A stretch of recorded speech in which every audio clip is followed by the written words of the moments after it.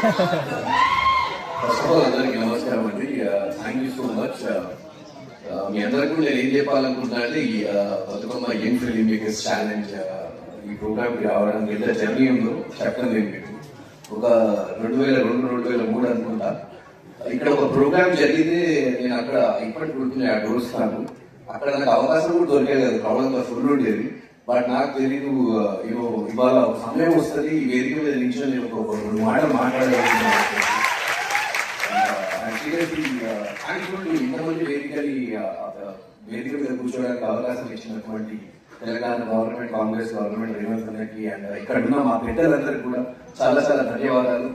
And Dil Raju గారితో కూడా చాలా మంచి జర్నీ. నా లైఫ్ లో మొదటి ఫ్లైట్ ఎక్కింది దిల్రాజు గారితో లేదు, అది 2009లో. అసలు ఫ్లైట్ ఎలా చెక్కింగ్ చేయాలో తెలియదు నాకు, ఎలా చెక్కింగ్ చేయాలి, ఎలా సెక్యూరిటీ చెక్ చేయాలి ఏం తెలియదు. దిల్రాజు సార్ పక్కన నుండి నాకు తీసుకెళ్ళి ఆ టైంలో జోష్ లో 2009 జోష్ అయిన ముందు నాకు చెప్పి సాంగ్ అది కాలేజీ గుల్లోడ్ అని చెప్పేసి అది పాడడం జరిగింది. So thank you for this. నాకు మెమరీ గుర్తుకొస్తుంది సార్ నాకు. అండ్ చాలా సంతోషంగా ఉంది. And very all the best Bathukamma young film makers challenge. And వాళ్ళందరూ పార్టిసిపేట్ చేసిన వాళ్ళందరూ కూడా చాలా సంతోషంగా ఉంది వేదిక మీద భాగం పడాలి. Thank you so much.